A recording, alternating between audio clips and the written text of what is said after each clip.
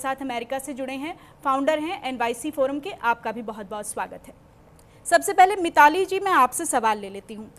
मैं थोड़ा सा आसान शब्दों में चाहती हूँ कि आप पहले इस डील का इम्पैक्ट समझाएं, क्योंकि राजनीति से इतर ये हमारे देश के लिए किस तरीके से क्या इम्पैक्ट लेकर आएगा, वो ज़रा आप सबसे पहले बताइए। जी जी, धन्यवाद मुझे शामिल करने के लिए आज के इस डिस्कशन में। अ, अगर मतलब आज के डिस्कशन से मुझे ऐसे लग रहा है कि हम फरवरी 2025 में वापस पहुंच गए हैं, जब मोदी जी सबसे पहली बार नए नए इलेक्टेड ट्रम्प जी के पास गए थे और वहां पर एक पूरा इलेबोरेट डिस्कशन हुआ था और ये कहा गया था कि दोनों देश एक साथ ऐसे काम करेंगे कि ट्रेड 500 बिलियन डॉलर पर पहुंच जाए। और उस टाइम पर भी जब हमने ये डिस्कशन किया था तो हमने यही सोचा था कि कितने सारे सेक्टर्स हैं जिनको फायदा हो सकता है। आज हम लेबर इंटेंसिव एमएसएमई की ज्यादा बात कर रहे हैं, जैसे टेक्सटाइल हो गया, हमारा मैन्युफैक्चरिंग हो गया, लेकिन और भी बहुत सेक्टर हैं जिनको फायदा होगा अगर भारत और अमेरिका एक साथ ज्यादा काम करें। जैसे फार्मास्यूटिकल्स का सेक्टर है, स्पेस टेक्नोलॉजी का सेक्टर है, इलेक्ट्रॉनिक्स है, सेमीकंडक्टर्स है। कल ही हमने देखा बजट में निर्मला सीतारमन जी ने अनाउंस किया है रेयर अर्थ कॉरिडोर। इसके लिए हमें इन्वेस्टर्स की भी जरूरत है और अमेरिका भी चाहता है कि रेयर अर्थ मैन्युफैक्चरिंग में, माइनिंग में वो एक बड़ा प्लेयर बने और भारत के साथ ये हो सकता है। तो इस अनाउंसमेंट के साथ मैं कहूंगी ये आज डील नहीं है, क्योंकि ये तो सिर्फ ट्विटर पर ही डाला गया है। हमें चाहिए होंगे गवर्नमेंट के ऑफिशियल डॉक्यूमेंट्स जिसमें एक्चुअली क्या अग्री हुआ है, तो तब हमें पता चलेगा कि ये डील है या नहीं है। लेकिन अभी जो एटलीस्ट रिलेशनशिप का एक नया दौर शुरू हो रहा है और ट्रस्ट बिल्डिंग फिर से शुरू हो रही है, तो ये बहुत ही महत्वपूर्ण है दोनों इकोनॉमीज के लिए। गौरी शंकर जी, भारत की जो स्ट्रेटेजिक कैपेबिलिटी है सर, उसके लिहाज से कैसे देखते हैं, बढ़ी है? नमस्कार सोनल जी, नमस्कार सभी पैनलिस्ट को। देखिए, पिछले 6 महीनों में, 7 महीनों में जो हमारे और अमेरिका के बीच में जो अवरोध पैदा हुए थे और एक तरह से थोड़ी अविश्वास की परिस्थितियां बन रही थी, वो परिस्थितियां अब खत्म हो गई हैं। और ये जो डील जो है उसके डिटेल्स धीरे धीरे जब फाइनल होगा तब वापस आएंगे, पूरे डिटेल्स हम पढ़ेंगे। लेकिन अभी जो लग रहा है कि इन्होंने 18% जो टैरिफ हमारे ऊपर लगाया है वो यूरोपियन यूनियन के बाद सबसे कम टैरिफ है। और सभी देशों पे या तो 19% है या 25% टैरिफ है। तो ये एक बहुत अच्छी स्थिति है। और इन्होंने ये कहा है कि हमारा 500 बिलियन डॉलर का इंडिया इंपोर्ट करेगा, लेकिन वो एक टाइम फ्रेम में होगा। हो सकता है 4 साल 5 साल में हो। जी। और वो हमारी कैपेबिलिटी है, क्योंकि हम ऑलरेडी ऑयल और एनर्जी इंपोर्ट काफ़ी हैवी क्वांटिटी में कर रहे हैं। और अगर यूएस की प्राइसेज कॉम्पिटिटिव होंगी तो हम उनसे एनर्जी इंपोर्ट करने में हमें कोई दिक्कत नहीं होगी। इसके अलावा डिफेंस रिलेटेड टेक्नोलॉजी और डिफेंस इक्विपमेंट जो हैं, इंक्लूडिंग फाइटर एयरक्राफ्ट्स, वो अभी नेगोशिएशंस के अंदर चल रहे हैं। तो अगर उनका डील हो जाता है और हेलीकॉप्टर्स का डील हो जाता है तो नेचुरली वो काफ़ी बड़े डील्स होंगे। और वो जो 500 बिलियन डॉलर की इन्होंने जो अपने ट्वीट में चर्चा की है वो पूरी तरह से संभव हो पाएगा। लेकिन फिलहाल जो हमारी जो अच्छी स्थिति यह है कि हमारे 4-5 क्षेत्र, एक तो टेक्सटाइल का था, एक जेम्स एंड ज्वेलरी का था, एक ऑटो पार्ट्स का था, और एक सेक्टर जो हमारे स्ट्रिम्स और ये प्रोडक्ट्स जो मैरीन प्रोडक्ट्स जो एक्सपोर्ट हो रहे थे उनको बहुत नुकसान हो रहा था। और वहाँ पे कुछ लोगों के अनएम्प्लॉयमेंट होने की आशंका पैदा हो गई थी। जी। तो वो इमीडिएटली उसका हमें फायदा मिलेगा, क्योंकि अब हमारे एक्सपोर्ट्स वापस कॉम्पिटिटिव हो जाएंगे। और साथ ही साथ में जब ईयू के साथ जो समझौता हुआ है उसमें हमारे एक्सपोर्ट और उधर भी कॉम्पिटिटिव होंगे। तो नेचुरली एक ऐसा वातावरण बन रहा है कि हमारी इंडस्ट्री को प्रोत्साहन मिलेगा, एम्प्लॉयमेंट बढ़ेगा। और हमारी साइमल्टेनियसली जो एक्सपोर्ट की क्वांटिटी है जो अभी 800 करोड़, मतलब एक्सपोर्ट गुड्स और सर्विसेज मिला के जी। 800 बिलियन डॉलर की है, उसको आगे ले जाने का एक अच्छा मौका हमारे पास मिलेगा। इसके अलावा अब हमारे जो टेक्नोलॉजिकल कोलेबोरेशंस हैं, स्पेस में हैं, डिफेंस के सेक्टर में हैं, और ये जो जेट इंजन लेने का जो प्रोसेस चल रहा है, वो रास्ते सारे खुल जाएंगे, और उससे हमें टेक्नोलॉजिकल कोलेबोरेशन में आत्मनिर्भर भारत को आगे बढ़ाने का एक अच्छा मौका मिलेगा। जी लेकिन ये बात है कि थोड़ा सा हमें इंतजार करना पड़ेगा। एक फाइनल डील अगले कुछ दिनों में निकल के आ जाएगा, जो साइन डील होगा, जो बिल्कुल एक्स ठीक की कह रहे हैं बजाय आप। पूरी अभी तरह प्राइमा से। फेसी जो चीज़ें हाँ हमें दिख भैया। रही हैं वो ये सिग्नल इंडिया के लिए अच्छा है, लेकिन इसको पूरी तरीके से समझने के लिए हमें थोड़ा वक्त चाहिए। हमारे साथ शुभेंदु शेखर अवस्थी भी जुड़े हुए हैं, बीजेपी के प्रवक्ता हैं। सर, विपक्ष की तरफ से आरोप लगा दिया गया है कि ये डील जो है वो भारत को बेचने वाली डील है। आप किस तरीके से देखते हैं, क्या खोया भारत ने, क्या पाया? थोड़ा समझाइए विपक्ष को। सोनाली जी, सबसे पहले तो आपके चैनल पर इस विषय को लाया गया, इसके लिए आपको धन्यवाद। दूसरा, राहुल गांधी जी का स्टेटमेंट सुन लीजिए। राहुल गांधी जी ने किस तरीके के शब्दों का प्रयोग किया, और उनको तो डर ही लगता रहता है हमेशा कि कहीं कुछ गड़बड़ ना हो जाए। खाली वो और मोदी जी जानते हैं, जैसा उन्होंने अपने ओपनिंग स्टेटमेंट में बोला था। मैं ये कहता हूं, भारत के लिए एक बहुत स्वर्णिम स्थिति है। एक तरफ हमने ईयू के साथ बहुत बड़ा साइन अप किया है, और उसके बाद खुद अमेरिका के साथ इस तरीके का टैरिफ पे साइन हो जाना, और दोनों देश एक 4-4.5 महीने के बाद वापस एक डिस्कशन पर, और उस डिस्कशन के बाद अमेरिका द्वारा 18% कर देना यू जी में ही खाली कम है। मेरे को लगता है कि ये एक भारत के लिए एक स्वर्णिम अवसर है। इससे 2-3 चीजें फायदा होगी। भारत का जो प्रोडक्ट है वो विदेशों में जाएगा, जैसा कि अभी बताया हमारे एक्सपर्ट ने, टेक्सटाइल और जेम्स इंडस्ट्री में, मैरीन इंडस्ट्री में, और लेकिन जो डेयरी हमको और कृषि टेक्नोलॉजी में सेक्टर को लेकर मैं सवाल आपसे जरूर करना चाहूंगी सर। अभी वो क्लैरिटी में नहीं है। मैं जी आपको क्लियर कहता हूं, इस 4 महीने का झगड़ा ही इस बात पे था कि हम कृषि सेक्टर को हम इसमें नहीं लाएंगे। यदि ये हमको करना होता तो हम 4 महीने पहले ही कर लेते, बात मान लेते। तो मेरा मानना है कि इसमें भारत जो भी डील की डिटेलिंग्स आएंगी, तब आप देखिएगा भारत की जो अपनी सुरक्षा है, खाद्य जी सुरक्षा है, किसानों की जो फार्म सुरक्षा है, उसको ध्यान में रख के ही इस डील को किया गया है। और सब लोग, मोदी जी, ये मैं आपके चैनल के माध्यम से बताना चाहता हूं, आप सब लोग इस बात को माने कि मोदी जी के रहते हुए अपने जो हमारे किसानों को, अपने फार्म्स को या डेयरी प्रोडक्ट्स को हमको सेव करना है, हम उनको करेंगे जरूर। ठीक है। अंशवत्स जी, कौन सी दूरबीन से देखते हैं भाई, जो आपको एकदम सीधा जो है नुकसान ही दिखाई देता है? कोई भी बात सामने आती है आप पहले ही क्लैरिटी कर देते हैं कि ये नुकसान है, देश बेच दिया। आपको लगता नहीं कि हमें थोड़ा सा धैर्य रखना चाहिए चीज़ों को लेकर, जब तक पूरा एक डिटेल हमारे सामने नहीं आ जाती है? कुछ भी कहना जल्दबाजी नहीं लगता क्या कई बार? खुद को अनम्यूट कीजिए प्लीज आप।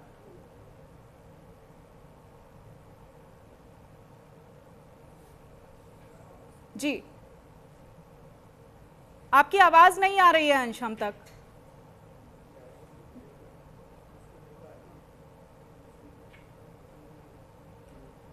बोलिए कुछ। चलिए ठीक है, मैं इसको दुरुस्त करवाती हूँ, कोई तकनीकी खामी है। मैं रवि करकरा जी से सवाल ले लेती हूँ। रवि करकरा जी, मेरी आवाज आ रही है आपको? हाँ हाँ, अब आ रही, बोलिए। जी, सबसे पहले आपके सभी दर्शकों को और मेरे फेलो पैनलिस्ट को मेरा नमस्कार। देखिए, मैं कहना चाहता हूं, राहुल गांधी जी ने 5 जुलाई 2025 में कहा था कि नरेंद्र मोदी जी ट्रंप के टैरिफ के सामने जो है फिर से सरेंडर करने वाले हैं, और वही बात जो है फिर से सच साबित हुई है। आज राहुल गांधी जी ने कहा कि हमारे देश के जो प्रधानमंत्री वो कॉम्प्रोमाइज है। मुझे लगता है एकदम सही कहा है उन्होंने। अगर आप देखेंगे कि ट्रंप जो है वो भारत और पाकिस्तान के बीच में जब युद्ध होता है उसके सीजफायर की घोषणा सबसे पहले ट्रंप करते हैं। आज जब ये ट्रेड डील हुई इसकी घोषणा भी सबसे पहले ट्रंप करते हैं। कल भारत और अमेरिका के दोनों के बीच में जो है वार्ता होती है मोदी जी और ट्रंप के बीच में, इसकी हमें जानकारी भी जो है नहीं, पर इस बीच देश कहां से बिक गया, मुझे ये बता दीजिए आप, देश कहां से बिक गया? हाँ नहीं, मैं वही आपके सवाल का ही जवाब दे रहा हूं। ठीक है। और फिर उसके बाद ट्रंप हमें बताते हैं कि भारत का रशियन ऑयल के ऊपर क्या रुख रहने वाला है। वो बताते हैं कि भारत ने जो है रशिया से ऑयल लेना जो है बंद कर दिया, और उसके बाद तमाम चीज आती है। फिर चाहे वो बात आप भारत पेट्रोलियम की कर लीजिए, आप इंडियन ऑयल कॉर्पोरेशन की कर लीजिए। उन्होंने कहा, उनका तमाम आंकड़े आए कि उन्होंने जो है रशिया से तेल लेना जो है 50% कम कर दिया है। जियो ने, रिलायंस ने जो है अपना जामनगर यूनिट से जो है पिछले 2-3 महीने से अपना तेल नहीं लिया है रशिया से।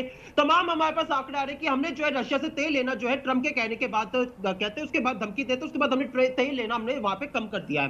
तो आज ये सारी जानकारी हमें वॉशिंगटन से क्यों पता चलती है? क्या हमारी अच्छा, नेशनल लेवल पर ये सबसे पहली बात। अंश बताइए जरा मुझे, नेशनल लेवल पर कोई आपस में बातचीत का कोई वो नहीं होता है क्या? कोई दो देशों के बीच में कोई डील अगर होती है तो आप उसको झुकना कहते हैं, आप उसको दबाव कहते हैं, आप उसको ये कहते हैं कि दादागिरी है किसी एक देश की हमारे ऊपर, हमारे देश के ऊपर?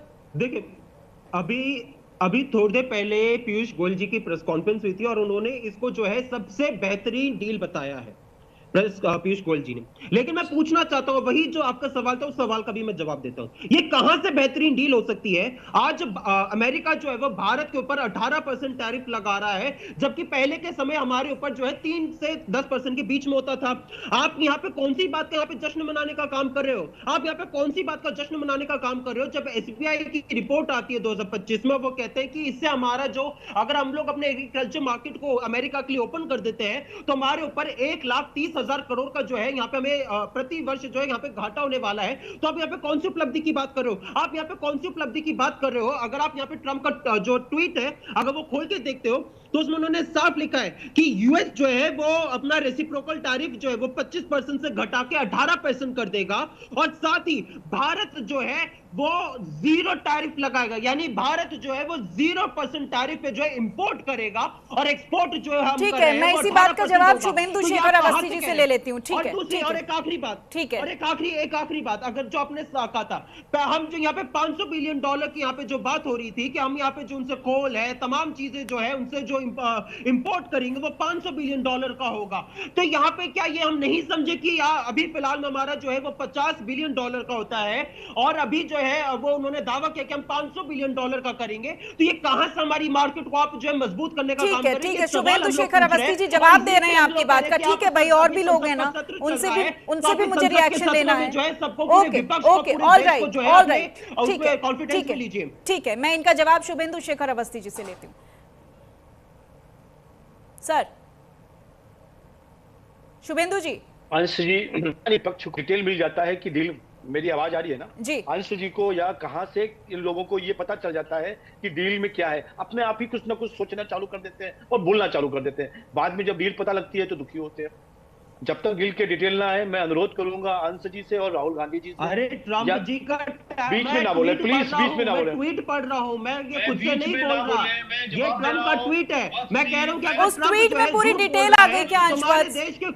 पूरी डिटेल आ गई क्या? सारा समझौता जो हुआ है वो आप तक पहुंच गई क्या? सारे डॉक्यूमेंट्स? मैं कह रहा हूं कि अगर ट्रंप ने ये ट्वीट किया है, उसके ट्रंप के ट्वीट के बाद यूएस की जो एग्रीकल्चर, जब तक हमने कोई रिएक्शन ही नहीं दिया है उस चीज पर, आप कैसे कह रहे हैं ये बात? देश के जिससे एग्रीकल्चर कृषि मंत्री है, हर चीज में नुक्ताचीनी करने से पहले थोड़ा एनालिसिस करा करें ना यार प्लीज। कहिए कि ये जो आप सुनो तो पहले सुनो तो जवाब दे रहा हूं ना, आपको तो सुनना भी चाहिए ना। ठीक है, सुन लीजिए। उन्होंने ये नहीं कहा कि ये $500 बिलियन का जो हमारा कंजम्पशन है वो कितने समय में, 1 साल में, 2 साल में, 10 साल में। पहला पॉइंट, जिसके लिए आप कह रहे हैं 50,000 होता है तो कैसे हो जाएगा, पहला पॉइंट। अंश जी, आपने दूसरा प्रश्न पूछा कि क्या हम रशिया से तेल लेना बंद कर देंगे। दूसरा चीज, क्योंकि आज ही आप पढ़ के तो नहीं आते, रशिया का स्टेटमेंट आया है और उन्होंने कहा है कि भारत ने हमको ऐसा कुछ मना नहीं किया। पढ़ो, आपको एक तरफा ही देखना है और ऐसा तरफा देखना है क्योंकि जो आपको सूट करता है। तीसरी चीज, एक डीलिंग अमेरिका के साथ हमारे रिलेशंस खराब हुए थे एक समय पे, और उसको ठीक करने का ये प्रयास किया जा रहा है। एक बात आप बिल्कुल क्लैरिटी में समझ लीजिए, भारत के हितों के ऊपर कोई समझौता भारत अमेरिका के साथ नहीं करेगा। जिसका आपको डर लग रहा है वो बिल्कुल नहीं होगा। मैं भारतीय जनता पार्टी का प्रवक्ता आपके चैनल पे बहुत क्लैरिटी के साथ कहता है। दोनों प्रश्नों का जवाब मैंने दे दिया। ठीक है, रवि करकरा जी, क्या आप इसे इंडिया फ्रेंडली सिग्नल मानते हैं सर? थैंक यू मुझे बुलाने के लिए। और बहुत ही इम्पोर्टेंट बातें रखी सारे पैनलिस्ट ने। क्योंकि मैं न्यूयॉर्क बेस्ड हूँ, मुझे करीब 20 साल से ऊपर हो गए यहाँ पे, और हम लोगों ने तो इंडिया यूएस के ट्रेड को बहुत 2 डेकेड से हम लोगों ने इसको पूरा देखा है। तो मैं पहले आपका जो उत्तर मैं देने वाला हूँ, इट्स अ वेरी वेरी बहुत ही फ्रेंडली और बहुत इम्पोर्टेंट। ये जो है अभी ट्रेड डील जो हुई है, इसकी टाइमिंग बहुत इम्पोर्टेंट है। देखिए, मैंने एक सवाल किया था, जयशंकर जी यहाँ पे न्यूयॉर्क में थे, न्यूज़वीक की बिल्डिंग में, जून एंड में। मैंने पूछा था कि एक्सेलेंसी अभी एफटीए का क्या स्टेटस है, तो उन्होंने बोला अभी अभी तो बीटीए होने वाला है। तो हम लोग जो यहाँ पे इन्वेस्टमेंट फोरम में काफ़ी लोग जो जुड़े हुए हैं, हम लोग पिछले कुछ महीनों से हम लोग पेसिमिस्टिक थे, हम लोग निराश थे।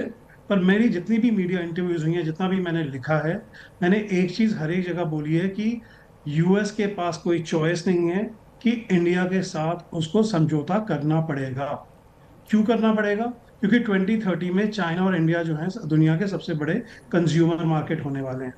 जब और ये जो बात जो चल रही है धीरे धीरे पीछे बैकग्राउंड में काफी टाइम से एक बात चल रही थी, और ये बिल्कुल जो आपने दूसरा प्रश्न पूछा था डेयरी और ये एग्रीकल्चर का, मैंने एक किताब भी लिखी है, एआई फॉर फूड, और मैंने डेयरी इंडस्ट्री और एग्रीकल्चर इंडस्ट्री को बहुत पास से देखा है। तो ये बहुत इंपॉर्टेंट बात है कि जो यूरोप के साथ एफटीए के साथ हुआ और जो इंडिया के साथ है, इंडिया कभी वो सेक्टर्स नहीं खोलेगा, क्योंकि बहुत इंपॉर्टेंट एरियाज है वो इकोनॉमिक ग्रोथ के लिए। और दूसरा जो मैं बोलना चाहूंगा कि ये मोर देन इंडिया, ये जी ट्रम्प के लिए बहुत बड़ी एक विक्ट्री है। देखिए, आपको समझना पड़ेगा कि इंडिया जो है वो आज मैंने शायद पिछले हफ्ते ही बोला कि द वर्ल्ड, दुनिया इंडिया के साथ बिजनेस करना चाहती है, राइट? और जी इंडिया आज किसके साथ बिजनेस करना चाहती है? वो इंडिया के ऊपर है, भारत के ऊपर है। ये सिचुएशन जो है अब आई है जी 2026 में, जी 2026 में जो सिचुएशन जी आई है, जी ये पहले हमने कहीं नहीं देखी है। तो हम्म अभी तो आपने सिर्फ यही trade, I think this is the 9th trade deal. अभी आप ब्राजील को देखेंगे, आप कनाडा जो है, जो पिछले साल एक बिल्कुल अलग कंट्री थी, वो कनाडा को भी अपने घुटनों पे आना पड़ेगा और इंडिया के साथ एक एफटीए साइन करना पड़ेगा।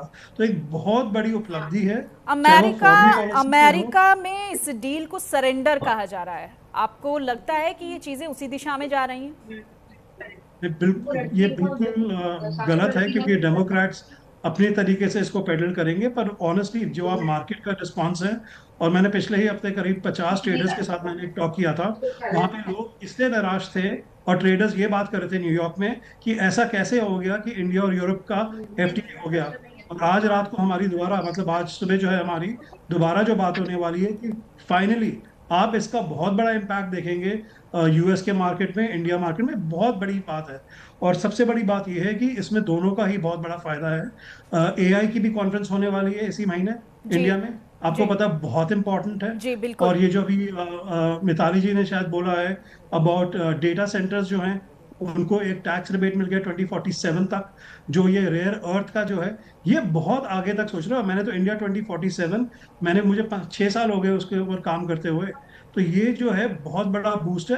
पर इंपॉर्टेंट थिंग जो आपने बोली, अपनी गुप्ता साहब ने बोली, कि जब तक हम इसको ऑफिशियल चैनल से नहीं देखते हैं, जब तक हम इसको अच्छी तरह नहीं पढ़ते, तब तक we can not conclude and jump into. देखिए, ट्वीट्स वो करता रहेगा ट्रम्प, तो आपको पता है आज करता है कल करता है। पर ये जो इम्पॉर्टेंट है कि जो एम्बेसडर का जो मैसेज आया है, जी और जो ये मैसेज जो आया है जयशंकर जी का और मोदी जी का, ये बहुत सीरियस। और ये ट्रम्प को आज आज के दिन more than anybody Trump needs this deal, क्योंकि उससे उसकी जो मिड टर्म पे बहुत बड़ा उसको फायदा मिलने वाला इसी है। इसी पर मैं गौरी शंकर गुप्ता जी से सवाल ले लेती हूँ। सर, जो ट्रम्प की हिस्ट्री रही है ना, हम देखते हैं कि एक डील के बाद जिस तरीके से ट्रम्प की हसरतें बढ़ती चली जाती हैं, तो अभी चूंकि ऑन पेपर सारी चीज़ें जब डिटेल में आएंगी तो समझेंगे, लेकिन क्या इतना आसान दिख रहा है ये, जिन बेनिफिट्स की हम बात कर रहे हैं, और ट्रम्प का जो एक रवैया रहा है, हमेशा एक झुकाने वाली फितरत रही है, तो आपको लगता है कि क्या भारत के लिए जिस फायदे की बात कही जा रही है वो सचमुच उतना फायदा होने वाला है? देखिए, ऐसा है सोनल जी कि भारत और अमेरिका दोनों में जनतांत्रिक व्यवस्था है, डेमोक्रेसी है, और दोनों के विचार काफ़ी एक दूसरे से मिलते जुलते हैं। आप देखिए, चाइना और भारत के विचारों में फ़र्क है, क्योंकि चाइना में ऑटोक्रेसी है। इसी तरह से अमेरिका और चाइना के विचारों में फ़र्क है। हमारे यूरोप और अमेरिका में एक सिमिलरिटी है, और वो डेमोक्रेटिक ट्रेडिशंस की बहुत बड़ी सिमिलैरिटी है। तो हमारी कनेक्ट इजीली हो जाती है इन तीनों रीजन्स के साथ में। जी और इसलिए ये डील होना बहुत फायदेमंद है सभी के लिए, अमेरिका के लिए भी अच्छा है, क्योंकि अमेरिका को अगर चाइना को किस तरह से कंटेन करना है तो भारत के साथ उसको अच्छा संबंध बना के रखने पड़ेंगे, और यही परंपरा चली आ रही है पिछले 10 साल से। और उसी तरह से हमारे साथ उनको टेक्नोलॉजी फील्ड में कोलेबोरेशन करना पड़ेगा। आप देखिए हमारे कितने इंजीनियर्स और कितने डॉक्टर्स अमेरिका और यूरोप में बैठे हुए काम कर रहे हैं, यहाँ तक कि उनके जो बड़े बड़े साइंटिफिक ऑर्गेनाइजेशन हैं उनमें भी इंडियन डॉक्टर्स, इंडियन साइंटिस्ट बैठे हुए हैं। तो उसको आपको ध्यान में रखिए कि उनके हित में भी भारत की जो अच्छे संबंध रखना उनके हित में भी है और हमारे हित में भी है। तो मैं तो ये समझता हूँ कि एक कॉमन इंटरेस्ट है दोनों देशों के बीच में, इसको पॉलिटिकल नज़रों से देखने से कोई फायदा नहीं है। हम चाहते हैं कि दोनों देशों के संबंध अच्छे रहें और दोनों देश व्यापार में भी आगे बढ़ें, टेक्नोलॉजी में भी आगे बढ़ें, स्पेस में भी आगे बढ़ें, डिफेंस के सेक्टर में भी आगे बढ़ें, और डायस्पोरा भी हमारा जो है वो वहाँ पे अच्छा नाम कमाए और इंडिया में भी उसकी एक अच्छी साख बने। तो ये सब चीज़ें जब भी संभव होंगी जब ये और सुदृढ़ होंगे। और मेरे को पूरा विश्वास है कि प्रेसिडेंट ट्रंप इस चीज़ को जानते हैं, वो समझते हैं, वो इतने मैड नहीं है जितना लोग उनको समझते हैं। उनके एक इमोशनल अप्रोच है, कभी कभी वो बड़े इमोशनल हो जाते हैं, रात को 2 बजे भी ट्वीट कर देते हैं, वो बात अलग है। जी लेकिन वो फंडामेंटल ऑब्जेक्टिव्स के बारे में बड़े क्लियर हैं, और वो चाहेंगे कि भारत के साथ हमारे संबंध अच्छे बने। और हाँ वही इस चीज को आगे ध्यान में रख के उन्होंने कभी भी मोदी जी के बारे में नहीं, इसी भावुकता गलत का तो शब्द डर काम लग में रहा है नहीं ना लिए। सर, मैं आपसे यही तो कह रही हूँ, इसी भावुकता का तो डर लग रहा है ना कि आगे चलकर पता नहीं वो क्या लिख देंगे एक्स पर। नहीं, वो भावुकता एक टेम्पररी फेज है उनका, वो ऐसा नहीं कि वो इनको निर्धारित करेगा। वो कभी आपको एक वो दम दिखाने के लिए कह देते हैं सब चीजें, बट अल्टीमेटली उनके माइंड में ये था कि भारत के साथ हमारे संबंध अच्छे रहेंगे, अच्छे होने चाहिए। और इसीलिए उन्हें उनका जो बेस्ट पर्सन है उसको एम्बेसडर के रूप में भारत भेजा है। जी वो तो उससे ये टैरिफ हटाने के बाद में भेजा है। तो ये ऐसी बात नहीं है कि उनके दिमाग में ऐसी चीज नहीं थी, ये जी बिल्कुल थी, और वो इस चीज को परस्यू करेंगे। हमें उनके डिसीजंस को रेस्पेक्ट करना चाहिए, और हमारी जो नए इसको जीत के रूप में प्रेजेंट करना चाहिए, न हार के रूप में। ये जी दोनों देशों के संबंधों जी को सुधारने की एक मिताली जी, ठीक है सर, विधि है, उसको आगे ठीक है, बढ़ाना चाहिए। ठीक है सर। मिताली जी, जो इंडियन एक्सपोर्ट्स की जो प्राइस कॉम्पिटिटिवनेस है उसको लेकर आपका क्या मानना है कि वो कैसे बढ़ेगी इस के बाद? तो बेसिकली अगर आप ये सोचिए तो आज इंडियन एक्सपोर्टर के लिए बहुत सारे ऑप्शंस हैं। मतलब हम कहीं पर भी अब अच्छे कंपेटिटिवली एक्सपोर्ट कर सकते हैं। आप देखिए यूरोप में हमारे पास ड्यूटी फ्री एक्सेस आ गया, जी यूके में हमारे पास ड्यूटी फ्री एक्सेस आ गया, यूएई के साथ हमारे पास प्रेफरेंशियल एक्सेस है, हमारा प्रेफरेंशियल एक्सेस ऑस्ट्रेलिया में भी है और न्यूजीलैंड में भी है। तो हमारे लिए बहुत सारे जो बड़े बड़े मार्केट्स हैं दुनिया भर के वो खुल गए हैं। यूएस में आज भी ये 18%, चाहे वो 50% से कम है, ये मार्केट हमारे लिए इतनी अट्रैक्टिव नहीं है जितनी यूके या ईयू या यूएई की मार्केट्स। लेकिन जो एक बड़ी चीज हुई है specially India EU trade deal से, वो ये है कि ईयू की जो रेगुलेशंस होती हैं वो पूरी दुनिया में सबसे डिफिकल्ट रेगुलेशंस होती हैं मीट करनी। आप अगर क्वालिटी स्टैंडर्ड्स को देखें, आप अगर ग्रीन स्टैंडर्ड्स को देखें, आप अगर किसी भी स्टैंडर्ड को देखें तो ईयू के लिए सबसे डिफिकल्ट है। तो यहाँ पर जो हमारी मैन्युफैक्चरिंग होगी, जो हमारी सप्लाई चेन्स होंगी, वो ऐसे गियर अप कर जाएंगी कि वो ईयू के अगर स्टैंडर्ड्स को मीट कर सकती है तो फिर वो दुनिया भर में सबसे बेस्ट क्वालिटी प्रोडक्ट्स जी प्रोड्यूस करेंगे और भारत के कंज्यूमर्स को भी वो अच्छे प्रोडक्ट्स मिलेंगे। ठीक है। शुभेंदु जी, अगर कोई एक्स्ट्रा प्रिविलेज है ही नहीं तो लगातार कांग्रेस कैसे सेल आउट की बात कर दे रही है? देखिए, ये कांग्रेस की अपनी मजबूरी है, और इस मजबूरी में वो कुछ भी अनाप शनाप बोल रहे हैं। ना ही उनको डील का पता है, ना ही मेरे को ही भी डील का पता है, जो एक्सपर्ट्स हैं उनको भी नहीं मालूम है। जब 2-3 दिन के अंदर डिटेलिंग आएगी तब उनको ये सब बात करनी चाहिए, डिटेल निकालनी चाहिए। जी अभी क्रेमलिन के प्रवक्ता जो दिमित्री पेस्कोव ने स्टेटमेंट दिया 2 घंटे पहले रशिया के, और उन्होंने कहा कि कोई इस तरीके की बात नहीं है भारत के साथ कि वो ऑयल नहीं खरीदेगा या कम करेगा या ज्यादा करेगा। अब कांग्रेस के प्रवक्ता चिल्ला रहे हैं इसी बात को लेके कि भैया वो बंद कर दिया, 50% ले दिया, तेल लेना बंद कर दिया, ये सब चीजें। तो ये उनकी हताशा है, कोई अच्छी चीज उनको समझ में नहीं आती। आप देखो ऊपर से लेकर नीचे तक, जब भी भारत ने कहीं पर विजय प्राप्त करी है, चाहे वो ऑपरेशन सिंदूर हो या कोई और ऑपरेशन पाकिस्तान के साथ हो या अमेरिका के साथ डील हो, राहुल गांधी और विपक्ष बिल्कुल दुखी हो जाता है, ये कैसे हो गया इनके पास। अब वो यहां पर मोदी का विरोध करते करते भारत का विरोध करने लगते हैं। जिस तरीके के राहुल गांधी जी के स्टेटमेंट है, जिस तरीके से कांग्रेस के प्रवक्ता के स्टेटमेंट है, वो भारत को नीचा दिखाना चाहता, साफ साफ लग रहा है।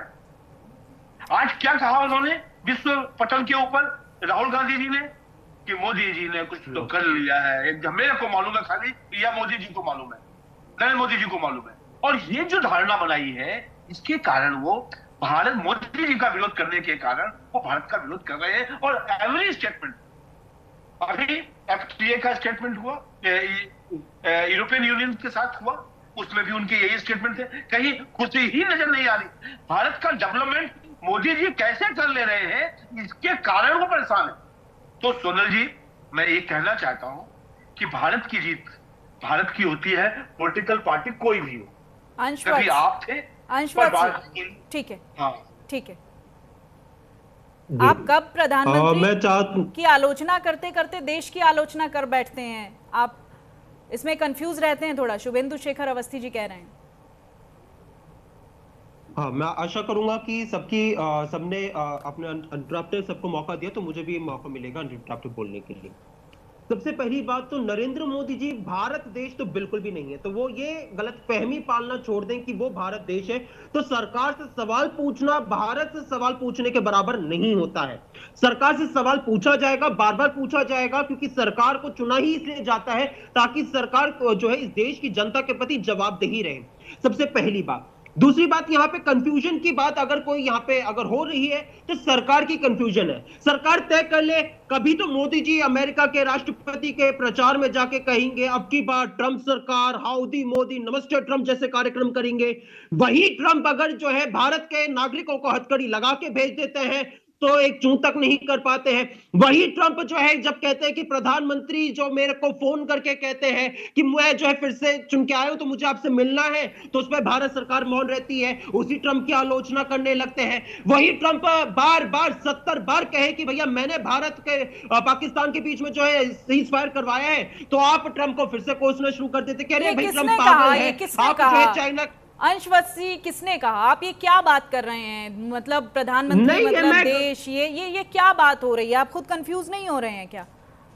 मैं कंफ्यूज नहीं हूं। ये सारी बातें जो है जब वो सारी बातें जो कि हो चुकी हैं। ट्रंप ने क्या ये नहीं कहा था कि जब मैं फिर से दूसरी बार चुन के आया था तो नरेंद्र मोदी जी ने मेरे को फोन करके कहा कि कहना है प्लीज मीट यू सर। ये ट्रंप का बयान है, औपचारिक उन्होंने आधिकारिक बयान दिया था।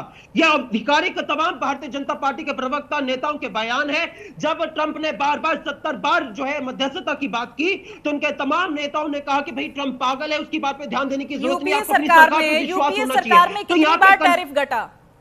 यूपीए सरकार में कितनी बार टैरिफ घटा अमेरिका से? भारत का डाटा है आपके पास? आपको पता होगा, हाँ मैं आपको बता देता हूं। जब ट्रंप का पहला कार्यकाल था उस समय तक का अगर आप देखेंगे तो भारत के ऊपर 3 से 10% तक का टैरिफ होता था। हम जो है $6.8 बिलियन का जो है 0% पे जो है कई कुछ जो है प्रोडक्ट्स पे जो है हम 0 ड्यूटी पे जो है वहां पे अमेरिका में जो है हम एक्सपोर्ट करते थे।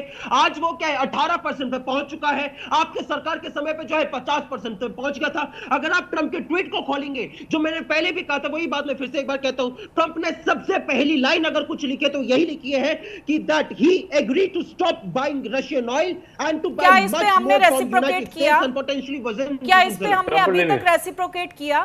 कोई बात कही ऑफिशियली, कोई स्टेटमेंट आया इन सब बातों पर? क्या आया? क्या हाँ या ना बताइए ना जरा। नहीं, सुन तो लीजिए, आप सुन तो लीजिए। ये ट्रंप ने ट्वीट कल रात को किया था। आप बताइए, कल रात से लेकर प्रधानमंत्री जी का धन्यवाद का ट्वीट भी आ जाता है। इस कल ट्वीट के बाद से जो है एक प्रेस कॉन्फ्रेंस करके अगर टैरिफ घटता है तो एक देश दूसरे देश को धन्यवाद भी ना कहे।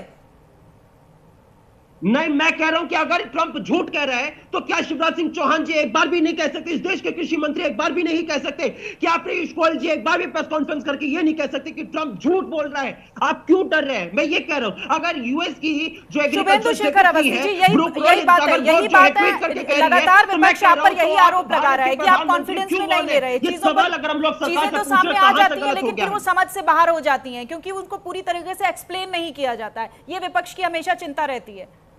सबसे पहले तो राहुल गांधी जी या उनके कोई बड़े नेता, मैं थरूर साहब को तो नहीं कहूंगा कि वो इतने समझदार हैं कि इतने बड़े विषयों को वो समझें। फिर भी मैं कहना चाहता हूं, भारत के नागरिक यदि वहां पर बिना वीजा के और उसके जाएंगे, जो है सरकार से सुनिए, स्पष्टीकरण मांगा है ट्रेड डील पे। बीच में मत बोलिए, मैं पूरी बात का जवाब दे रहा हूँ। 5 पॉइंट पूछे, पांचों का बहुत जल्दी जवाब देता हूँ। पहला पॉइंट आपका था कि भारत के नागरिक हथकड़ी लगा के आते हैं। भारत के नागरिक यदि किसी देश में बिना वीजा के गलत तरीके से जाएंगे, हथकड़ी लगाई जाएगी। आपके कांग्रेस के समय क्या यही सेम व्यवहार उन्होंने क्यूबा के साथ किया? यही सेम व्यवहार उन्होंने नेपाल के साथ किया? यही सेम व्यवहार उन्होंने मालदीव के साथ किया? तो ये जो व्यवहार है वो सिर्फ भारत के नागरिकों के साथ क्यों है? ये जवाब आप दे दीजिए। अगर आप जो है बाकी देश जो है अपने मेहमान भेज रहे हैं तो भारत के नागरिकों के साथ जो है, सुन भी लीजिए ना, सुन भी लीजिए अंशवर्ष जी, सुन लीजिए। आप सवाल उठा रहे हैं तो वो जवाब भी दे रहे हैं ना, और भी मेहमान है। और मोदी जी ने कब कहा कि ट्रंप के लिए कोई भी एक स्टेटमेंट 4 महीने में मोदी जी ने ट्रंप के लिए कहा हो? आपने कई बार बोला, राहुल गांधी बोलते रहे कि मोदी जी कुछ बोले ट्रंप के लिए। हम एक डील करना चाहते थे, एक रिलेशन डेवलप करना चाहते थे, इसलिए हम शांत थे। आपके कहने पर नहीं कि जब आप कहोगे चिल्लाओ तो हम चिल्लाएंगे, आप कहो शांत हो जाओ तो अरे आप ट्रंप का नाम ही तो नहीं ले सकते हैं। यही बात तो राहुल गांधी जी कह रहे हैं। आप ट्रंप से डरते हैं, प्रधानमंत्री मोदी जी ट्रंप का नाम क्यों नहीं ले रहे? यही तो हम कह रहे हैं। ठीक है, मैं राजनीति से इधर अब थोड़ा सा इस पे टेक्निकली समझ लेते हैं, इस विषय को थोड़ा टेक्निकली समझ लेते हैं, राजनीतिक बहस से इधर रवि करकरा जी का मैं रुख करूंगी। रवि करकरा जी, अगर यूएस बायर्स खुश हैं और अगर इंडियन एक्सपोर्टर्स को उससे फायदा हो रहा है तो ये नुकसान का नैरेटिव क्यों गढ़ा जा रहा है? ठीक है, देखिए, मेरा सौभाग्य था कि मैं व्हाइट हाउस समिट में जब बाइडेन थे तो मैं मोदी जी के समिट में गया था, और मैं जो मोदी जी की जो समिट हुई है यहाँ पे वॉशिंगटन में, मैं आपको ये बता सकता हूँ कि बहुत एडमिनिस्ट्रेशन हमने देखे हैं, ओबामा से लेके बाइडेन से लेके ट्रंप 1 एंड ट्रंप 2। ये जो 1 साल में हुआ ऐसा कभी नहीं हुआ, और ये आज का काम नहीं है, बहुत टाइम लगा है इसको पहुंचने में। इसीलिए जो आपने बोला, शायद मिताली ने बोला था कि पिछले साल जब मोदी जी गए इनॉग्रेशन के लिए तो बहुत ज़्यादा यूफोरिया था, जो जितनी भी इंडियन बिजनेस कम्युनिटी है और यूएस बिजनेस कम्युनिटी में।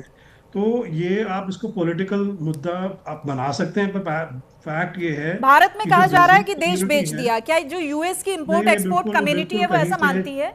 देखिए, कहीं से देश नहीं भेजा गया। आप डेटा देखिए ना, आप नंबर्स देखिए, आप बाद में इकोनॉमी का जो वे इकोनॉमीज विल वर्क उसको देखिए। और जो शेखर जी ने, जो गुप्ता जी ने बोला, बहुत इंपॉर्टेंट है। पहले तो आप देखिए कि निकल के क्या है। We know for a fact कि स्पेस टेक्नोलॉजी में, फार्मास्यूटिकल्स में, एआई में एंड अदर सेक्टर्स में दोनों को काम करना पड़ेगा, और वो करते हैं।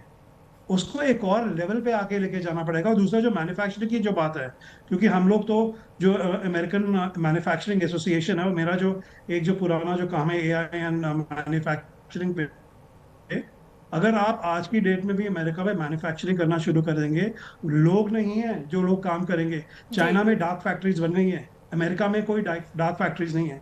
जो इंडिया का सबसे इंपॉर्टेंट, जो भारत का सबसे इंपॉर्टेंट जो इंपॉर्टेंट मैन्युफैक्चरिंग कॉम्पोनेंट, अगर कैटरपिलर जैसी बड़ी बड़ी जो नॉर्मस जो सबसे बड़ी जो मैन्युफैक्चरिंग आप सोच सकते हो इंडस्ट्रीज जो होती हैं, वो जो है उसका इक्विपमेंट, उसका टेक्निकल नो हाउ, उसको लाना, अगर भारत जो एक सप्लाई चेन के साथ और प्रोडक्शन का और मैन्युफैक्चरिंग का एक बेस बनना चाहता है, चाहे वो आप अमेरिका छोड़ दो, यूरोप को भी डालना चाहता है, तो हम लोगों को बिल्कुल इंपॉर्टेंट अपडेटेड टेक्नोलॉजी चाहिए होगी।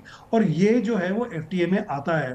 तो ये यूएसए को भी पता है कि आगे जाके जो मैन्युफैक्चरिंग होगी, जो सप्लाई चेन होगी, जो आईमैक कॉरिडोर बनेगा, वो इसलिए भारत बहुत इंपॉर्टेंट है। तो ये तो मैं बिल्कुल इससे सहमत नहीं हूँ कि जो बार बार बात उठाई जा रही है और इसको पॉलिटिसाइज किया जा रहा है। फैक्ट इज कि हमको इकोनॉमी में दोनों को काम करना पड़ेगा।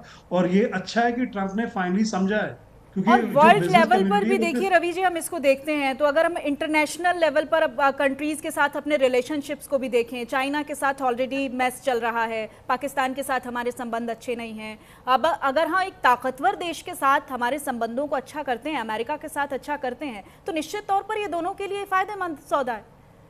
बिल्कुल बहुत इंपॉर्टेंट बात बोली। और देखिए कि मैं तो ये भी बोल रहा हूँ कि चाइना को भी घुटने टेकने पड़ेंगे, क्योंकि भारत का जो युवा है, जो मार्केट है, ये बहुत बड़ा मार्केट है। चाइना इतना प्रोड्यूस करके कि बेचेगा कहाँ? एजिंग यूरोप में बेचेगा या एजिंग अमेरिका में बेचेगा? अल्टीमेटली जो बूम जो होना है वो तो भारत में हो रहा है। तो कंज्यूमर जो है, वो हमेशा कहते हैं हम लोग कि कंज्यूमर किंग है। तो इसीलिए जो आपने बात बोली है कि आपने शायद गुप्ता जी ने बोला था कि ऑयल जो है, जो सबसे बड़ा इसका एक बहुत बड़ा मुद्दा रहा है कि रशियन ऑयल है, चाहे वो अमेरिकन ऑयल है, चाहे वो वेनेजुएलन ऑयल है। जी। भारत तो कह रहा है आप हमको चीप ऑयल भेजिए, हम लेंगे आपसे। पर भारत ने ये नहीं बोला कि हम रशियन से ऑयल। ट्रम्प तो ट्वीट करता रहता है 24 घंटे। तो अल्टीमेटली ये बहुत इंपॉर्टेंट टाइमली ये जो डील हुई है, इससे कनाडा को बहुत बड़ा सिग्नल मिलेगा, जी। ब्राजील को बहुत बड़ा सिग्नल मिलेगा, चिले को मिलेगा। ये सारे जो एफटीएस बनने वाले हैं, आपको पता है कि चिले में भी बनने वाला है लिथियम के साथ।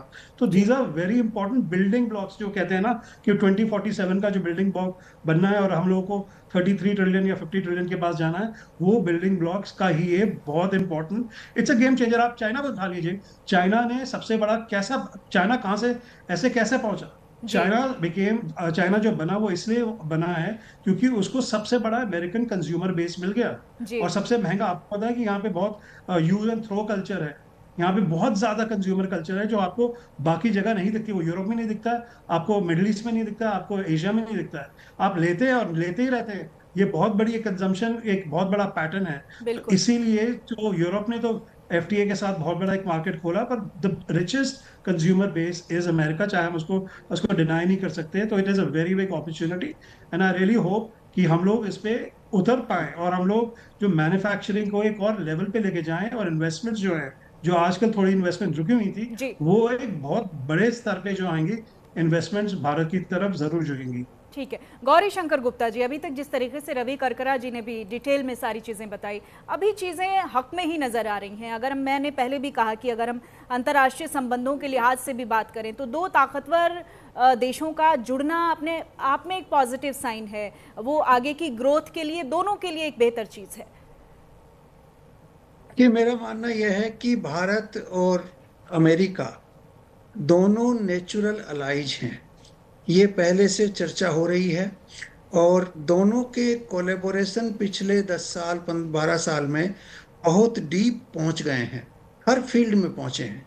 ये एक टेम्परेरी बाधा आ गई थी पिछले 6 महीने में, और वो बाधा अप्रत्याशित कारणों से आई, क्योंकि ट्रंप ने ये कहा कि आप रशिया से ऑयल इंपोर्ट कर रहे हैं, और वो ऑयल उन वार को फाइनेंस के काम में ले रहा। नहीं, इसको लेकर भी सर, मैं sorry to interrupt you sir, मैं इस डाउट को भी क्लियर करना चाहूंगी कि अमेरिका ने तो रशिया से ऑयल इंपोर्ट के लिए कह दिया, लेकिन क्या हमारे लिए वो इतना इजी रहने वाला है अगर हम भारत और रशिया के संबंधों के लिहाज से भी सोचें तो? हमारे यहाँ बड़ा क्लियर है कि जो जिस प्राइस पे ऑयल जहाँ चीप मिलेगा हम वहीं से खरीदेंगे। ये बड़ी क्लैरिटी है, ऑयल की क्वालिटी पर भी बात है कि वहाँ का जहाँ हमें सस्ता ऑयल मिलेगा वहाँ हम खरीदेंगे, चाहे वो रशिया से मिले, चाहे वेनेजुएला से मिले, चाहे वो अमेरिका से मिले। हमने ऐसा कोई कमिटमेंट अभी तक नहीं दिया है कि हम यहाँ से खरीदेंगे और यहाँ से नहीं खरीदेंगे। जहाँ प्राइसेस अच्छी होंगी, रिजनेबल होंगी, वहां से खरीदा जाएगा। ये पहले क्लैरिटी आ चुकी है, और ये क्लैरिटी हमारे कई स्टेटमेंट्स में पहले दी जा चुकी है। तो ये मानना कि हमने बंद कर दिया जी ठीक है। आप सभी मेहमानों का बहुत बहुत शुक्रिया मेरे साथ जुड़ने के लिए।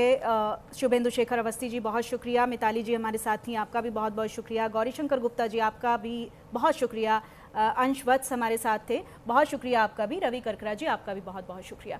तो फिलहाल अगर हम प्राइमा फेसी देखते हैं तो कहीं ना कहीं 25% से 18% तक टैरिफ का घटना एक पॉजिटिव सिग्नल माना जा रहा है, दोनों देशों के संबंध के लिहाज से भी, ट्रेड के लिहाज से भी और हमारी जो इकोनॉमिकल ग्रोथ है उसके लिहाज से भी। लेकिन जब तक चीज़ें डिटेल्ड तरीके से सामने नहीं आती हैं उस पर हम कोई भी परसेप्शन खड़ा नहीं कर सकते हैं, चाहे हम विपक्ष की बात कर लें या फिर किसी भी तरह के आरोप प्रत्यारोपों की बात कर लें। जब तक एक डिटेल्ड वर्जन हमारे सामने नहीं होगा डॉक्यूमेंट्स का, अभी कुछ भी कहना जल्दबाजी होगा। फिलहाल वक्त एक छोटे से ब्रेक का, फौरन होंगे हाजिर।